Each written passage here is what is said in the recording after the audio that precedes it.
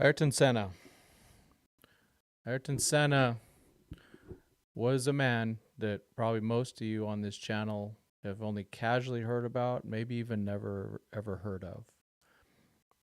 He was a little bit different than any other athlete that I've seen out there. I was trying to think of a comparison of who the combination of the type of human he was, the type of competitor he was, and the greatness that was there. Maybe a little bit like Clayton Kershaw, but more charismatic. There's a lot of charisma to the man. He died 30 years ago, today, in Italy, in a race car accident. He was a Formula One driver. He's one of the GOATs. It's up to everyone else to judge where he belongs in that list, but he's on the list, and the list is very, very short. This is Tim Rogers, Dodgers 2080, doing something different. This will not happen very much, but I wanted to do this. I've only talked a little bit about auto racing, just briefly on the show, but I just want to give some shine to this man's legacy. What we're gonna do, and I'm probably gonna get this video will be demonetized pretty quick. What I'm gonna do is I'm gonna play a Top Gear tribute from about 2009, 2010, something like that. I remember seeing it. I'm gonna go through it. I'm gonna stop and start. It's It's about 15 minutes long. I'll be stopping and starting and commenting on it, maybe skipping a little bit. But if you want to hang out, enjoy it, and learn something about just someone very different, let me just tell you this before we start this part of it. One of my best friends forever, Pastor, Colonel, Doctor Kirk, my friend Kirk and his wife were on a plane, back in about 2011. They are not race car fans. They never heard of Senna. And the movie Senna was playing on the plane. And they told me about it later, and they said, we had never heard of this man. But they were very touched by it and by who he was. So after this, if you could find the movie Senna, I would highly consider watching it. Just go on YouTube and Google. Formula One's different these days. Technology is technology. A lot of the times when Senna drove, he was driving a 1200 horsepower Honda with Marlboro colors. Yes, cigarettes. Yeah, they allow hard liquor now, but they don't allow cigarettes. I don't like either of them, but yeah. And he also had to actually shift. So a lot of things you'll be seeing of the highlights, he drove. That's with one hand on the steering wheel, using a real clutch and shifting. Now the shifting was usually up, down, to go, just up and then down. But he still had to manually do it. It wasn't flappy paddles like Michael Schumacher. But it was a different time. Now today it's just very different. The technology is, of course, as you know, very amazing in Formula One. But let's get to it. All right, here we go. I'm hoping this all works out. I got to make sure my sound is set correctly. Not that one. I want that one. There we go. All right, let's give this a shot. Here we go. Top Gear, the old school. Jeremy Clarkson, James May, and Richard Hammond on the BBC back in the day. Here we go. Anyway, slight change of mood. Had he lived Ayrton Senna would have celebrated his 50th birthday earlier this year. So now Senna would be about 64 now. So this was 14 years ago. And you know, the weird thing is I was talking about this to my 14-year-old son the other day, and he went, "Oh yeah, Ayrton Senna, was he that racing driver that got killed?" God, that makes me feel really old. Well, I know, it's awful, but the thing is, I said to him, if you'd seen his funeral, you'd know he was a bit more than that. One of the world's greatest motor racing drivers, Ayrton Senna, has died after a crash at this afternoon's... Senna, 3 times a world champion, suffered massive head injuries. Formel 1 Weltmeister Ayrton Senna auf dem million people lined the streets of his home city. The Brazilian government accorded full military Deeply felt in Brazil that his home country has declared 3 days of mourning. I think I was 9 years old. Look at that. That's for a race car driver. Now, we were shielded from him, and basically in America, as Formula One doesn't race in the United States. Back then, a lot. It had a few races every once in a while, but we were not a Formula One crowd. But worldwide, whatever that soccer player, just go back to Pele. He was huge throughout the world. A couple of footballers out there are worldwide. Think of Shohei Ohtani, but only bigger. Old, and I was racing that weekend. I just came in from Lewis Hamilton when he was good, when he didn't have all this junk on his my dad's working face away and on the stupid car, hair. And I remember him telling me. I remember going around to the back of the car and just. And he drove for pulled my McLaren eyes now. out. And 9 years, I remember it like it was yesterday. I remember exactly where it was, what spot. I could take you there right now. In Brazil, they remember Ayrton Senna as a sporting hero who gave away millions to help underprivileged children. Elsewhere in the world, though, we remember him best for this. And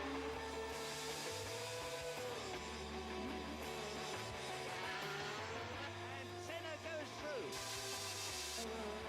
Senna goes through again. Cannot be sounding true, but I start with 4 years old in go-kart.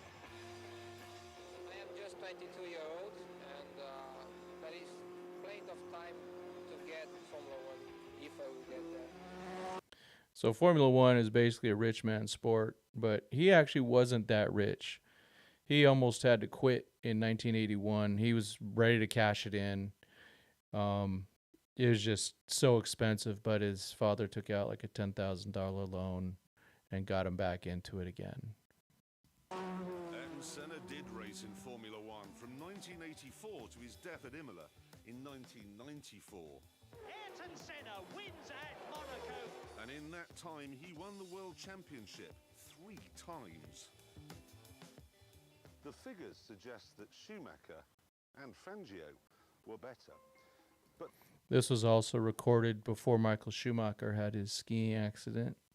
Schumacher's alive. His brain is really scrambled. He hit his head while he was skiing in 2013, and we haven't heard from him since. His wife has been very protective of him, but he had, I think, 91 wins in Formula One, so he's one of the greats, and he'll be in here briefly. But the people who know, they tell a different story. I think Senna, I will put him in number Alonso, For me, Senna is number 1. For me, he was number 1. Rubens. I will put Ayrton Senna as number 1. For me, Ayrton Senna undoubtedly was the number 1. I would put him number 1. He Mika was Hakkinen. the greatest driver. If you ask me, I put Michael Senna Schumacher. in number 1. Martin Brundle, who raced against the Brazilian for 11 years, is well qualified to explain why Senna was the ultimate driver's driver.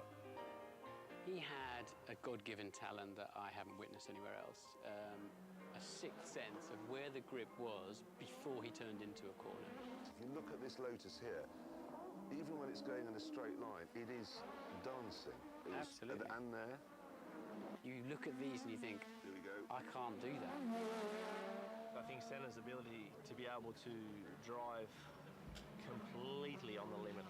Some of the laps he did, we know, were unbelievable. So, some of the special he had instincts you know, things that you're born with. If someone's born to be a race car driver, it was him. There's also a competitive streak, got him in trouble a bit, and we'll see more of that as it comes up. But just look how hard this is.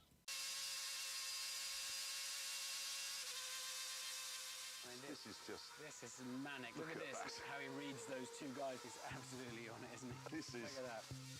Senna was so good at banzai last-minute qualifying laps that in his Formula One career he won an incredible 65 pole positions. He had this gift to just go and find, we could all find a tenth or two. The really great drivers can go and find a half a second or 3/4 of a second. However, Senna could do even better than that. In Monaco in 1988, he out-qualified his teammate, the great Alain Prost, by a scarcely believable 1.5 seconds. If you think about it, 1.5 second difference, usually it's fractions of a second that separates these guys. Senna was that good. And Alain Prost, the one that he was ahead of by almost 1.5 seconds, is also he's a top 10 driver of all time easily.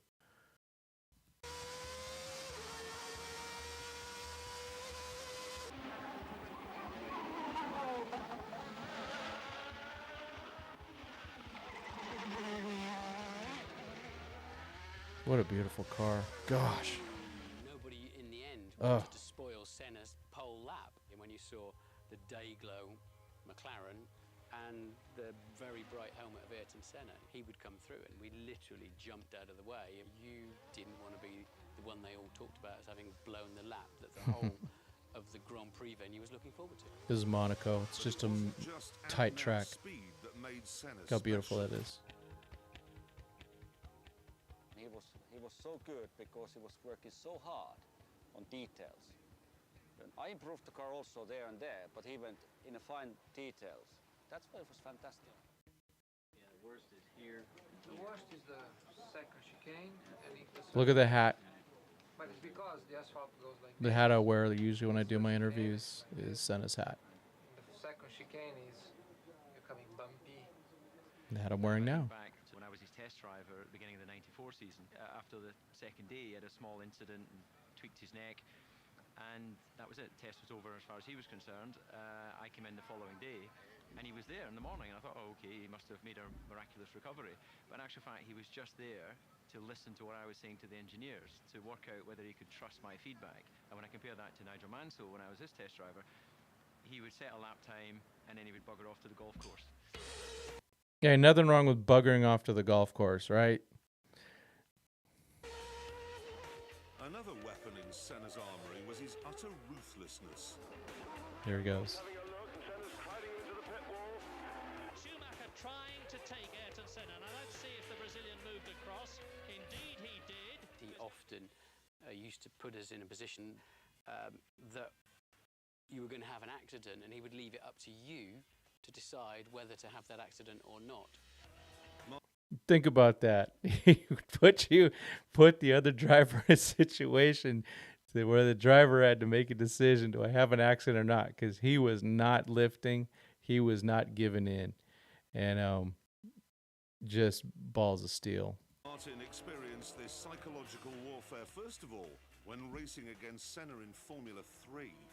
Well, look, I've got a great big lead here, and he launches in from nowhere, and then parks his Rolt on my shoulder. I couldn't get out of the car until they lifted his car off the top of mine. So when he wants to overtake, he'd go on the inside and put the car in a place. If you try to take the corner, you're going to hit him. Yes, he would put you in a compromising position and then leave you to make the decision. And if you didn't run into him, then psychologically you were buried and finished. He would then know that every time after that he showed you a wheel, you jump out of the way. He's got Mansell climbing all over him. He has no reason to stay out. I think even the giants from Senna's era respected his toughness. I don't think there was any qualifying session or any race he went into that he wasn't prepared to put it on the line. All over the back. He's having a look, and he's inside Mansell. He was the toughest driver and the most ferocious driver to protect his area or space. Senna, all his skills involved. He's got a much, much slower car.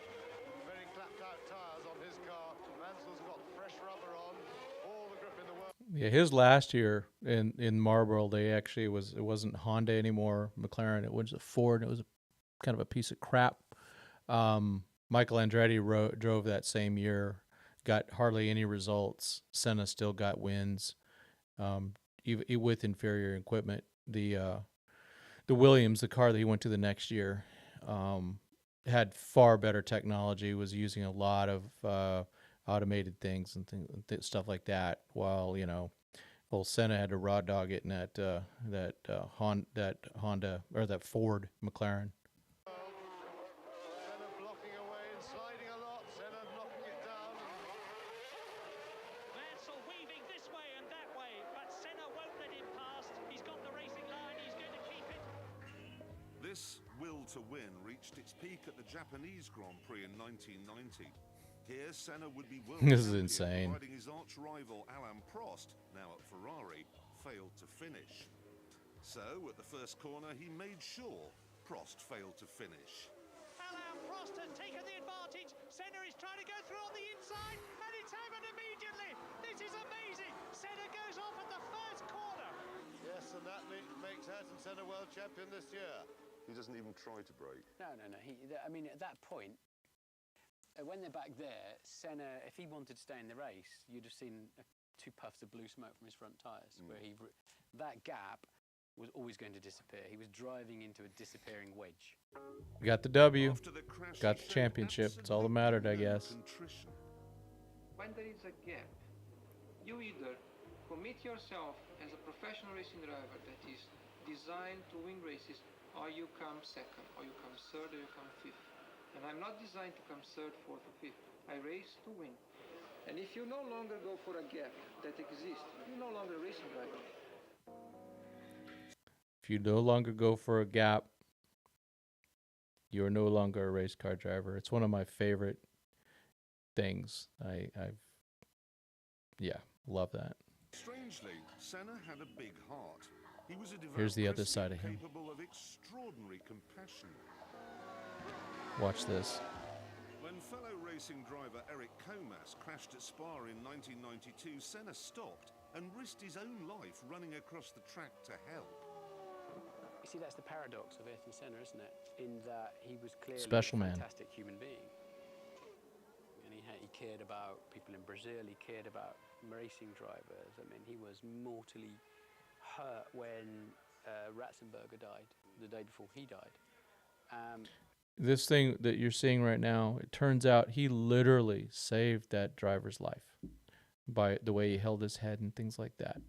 So that man's still alive because Ayrton Senna, in the middle of a race, stopped his car, got out, ran out to this guy, and saved his life. But then he would crash Alain Prost off the racetrack and put both their lives at risk. Prost deserved it. As Just a man saying. then, Senna was hard to fathom. But when it rained, Here we it go. was easy to spot his talents as a driver. And Senna is a wet weather master. Think of how us in California drive when it gets rainy. This is Donington in 1993. The track is wet. Crappy and Senna car. in an inferior McLaren is in trouble at the start. Coming up well, Senna is crowded out and is down to 5th position. And Wendlinger is up into 3rd. Lap 1, he's in 5th. Prost leads, Hill 2nd, and Ayrton Senna is up to 4th position ahead of Schumacher and challenging Wendlinger as they go. All in the rain. Right-hander into the old hairpin. Senna is up to 3rd. A quite brilliant couple of corners by Ayrton Senna. Tremendous stuff. He muscled his way back into contention at Redgate. He's going inside. Look at that. Jeez. Senna into 2nd place already. So 2 retirements already and Senna goes through into the lead. He's passed Alain Prost, so. And that was it. 1 lap, 5th. Amazing. Yeah. If you want to have 40 seconds of what is Ayrton Senna, the racing driver, all about, there it is in a nutshell. Yeah. After the race, Amazing. though, he was completely calm. Driving with slicks in damp and really slippery conditions was tremendous. Conditions like this is gambling and is taking chances that pays off. And I think we gambled good. And of course, you have to remember that Senna was doing his gambling in cars that were like wild, ferocious animals. This McLaren MP44, in which he won 8 races and his first world championship, had very little downforce, a manual gearbox, and 1,000... Look what they did, though. They took all the delivery off, the Marlboro off. Gosh, it just doesn't look right. It's erasing history. It makes me just sad. This is a car. This is a work of art. This is something that should have all of its original stuff, and they took it off. Just shame, shame, shame. 200 horsepower, 450 more than the F1 cars of today. It is the last of the turbocharged monsters, one of the greatest racing cars ever made. And today, it's going to rumble again in the hands of Senna's #1 fan. Okay, we're gonna skip a little. I like Lewis. It's pretty cool, kind of cool, but let's move on a little bit. You can see him race a little bit. I don't want to go in. Let's do another lap. I love the fact that he would fight for his own, what he truly believed in. It's just everything. He puts everything into getting that lap, and he had no fear. That's what I loved about it. Let's see here. Let's see, where's it at? All right, here we go to the end here. You know, I'll be honest with you, I was never a Senna fan. I always thought Gilles Villeneuve was the greatest racing driver of them all. But to make this film, I've watched hours and hours and hours of footage. And the thing is, Villeneuve was spectacular on a number of occasions. Senna, he was spectacular every single time he got in a car. There you go.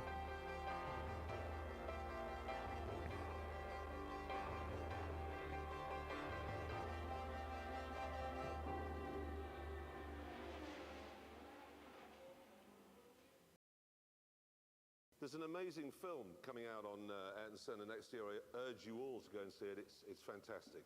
But for now, good night. All right, so that's a little extra there, a little different, obviously. My views are obviously way down, and that's okay. Just a little bit more background. So the interesting thing was, I was into auto racing when I was a kid, young. I mean, like when I was from 5 years old until I moved up to the Central Coast. Racing was as big as baseball for me. It was mostly, between drag racing, some NASCAR, IndyCar. Knew a little bit about IndyCar. Knew about, Jackie Stewart and Jimmy Clark, and Formula One. Jackie Stewart, Jimmy Stewart, a few others, Bruce McLaren. A lot of guys were dying back then. Got away from it because it just moved and nothing was around. And then I started getting back into it slowly in 1993. And I had heard of Senna, and I was just starting to get into NASCAR, drag racing a little bit again. And I'd heard of Senna, but I wasn't watching the race when he passed. May 1st, 1994. Didn't watch it, but I heard it. I heard about it, and it got me a little bit. And you started thinking, gosh, I missed it. I missed an era. And so, doing a little history digging, the two most important racers in my life, even though I have only watched history of Ayrton Senna, is him and Dale Earnhardt. And someday I'll do some on Earnhardt. He was quite the character. But yeah, Ayrton Senna, amazing man, amazing race car driver, and not a Dodger. But hey, the Brazilian great, he actually tried out with Penske Racing in 1993. Did some test driving. He could have been in IndyCar. And if he would have still lived, he probably would have been racing Le Mans a little bit. and being an ambassador. But he's a great humanitarian. Not a perfect man, but there's no one like him. And that's in the sport, in the world of sports, that I just haven't thought of that comparison yet. In fact, when he died, it impacted the guys racing NASCAR that day. I remember some of that. It was just crazy. And it impacted the world. And, they shut down Brazil, 3 days of, for state funeral and all that type of stuff. And yeah, he was great. So, hey, this, again, something different. But hopefully people will take a look at it later. Dig into some Senna stuff. It's interesting stuff. I just think he's one of the fascinating people, most fascinating people in any type of sport. So, on that note, I'm going to end it. As always, thank you so much. God bless. Go Dodgers.